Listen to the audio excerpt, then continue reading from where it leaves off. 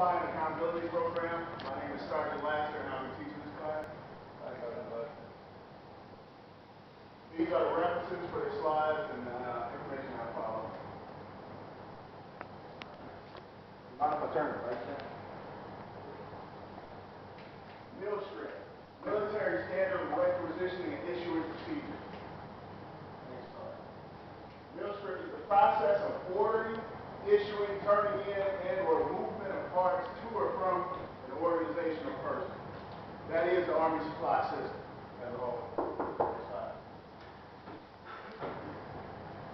These are the three most common Army supply systems.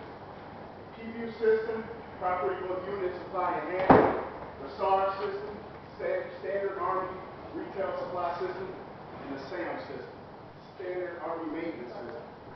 These are the three most common that we use in our organizations right now. Next slide. These are all the classes of supply. We won't go over every class of supply, but we will talk about the most common ones that we use.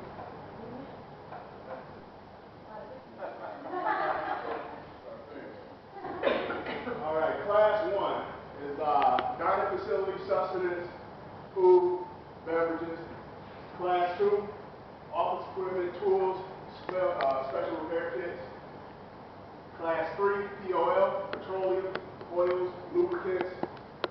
Class 6, personal items, such as people with their PX and shop at. Class 9 is repair parts.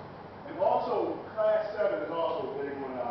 It's major end items. We have a lot of contact with them, but we don't generally order them. They're usually here whenever we get here, or whatever unit we go to, they're usually already there. There's vehicles and tanks and things such as that. Next slide. There are three major processes of supply. You have your demand process, your requisition process, and your receipt process. We'll talk briefly about all three. Next slide. The demand process. The Army develops demand for items and supplies according to past usage and the Commander Supply Discipline Program. This is how you develop a stock. You develop a stock by what you used in the past, and you can theoretically predict what you're going to use in the future. Next slide. The requisition process. It's the process of requesting parts through your S4s or your shop offices according to unit SOPs. This can be done using these forms: 5988, 2765, 2404, and 2407. Next slide. All right, in order to request a part, you must have a part number or an NSN. In most cases, you must have justification for the item, and most importantly, the unit must have funds for the item. If the unit hasn't allocated funds for these items, you can't order. Next slide, please.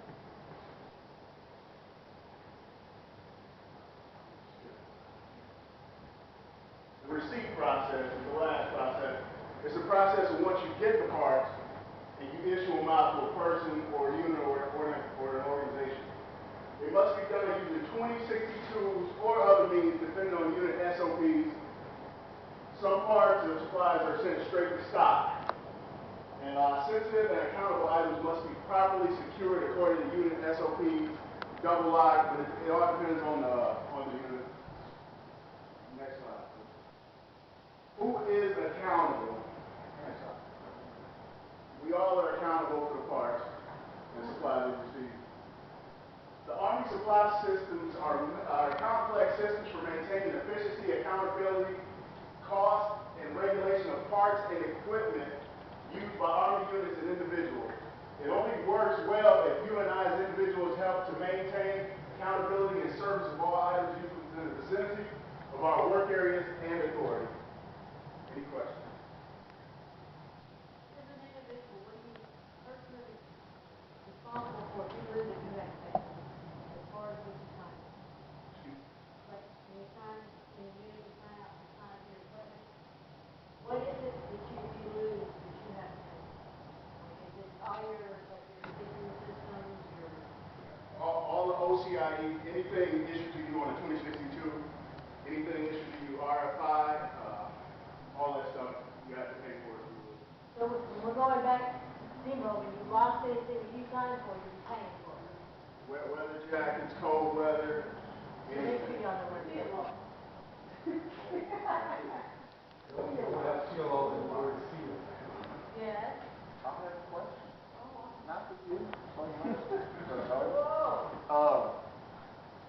slides back, you mentioned, when you receive, it goes straight to stock. Now, when it goes straight to stock, is that the unit PBO that's picking that up, or is that individuals, or what? It depends.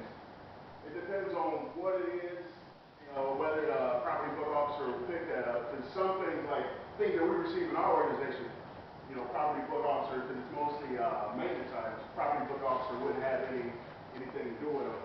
But if it's sensitive items and highly accountable items or property book items, then the PBO would receive them and keep track of those stock. Any other questions? Thank you.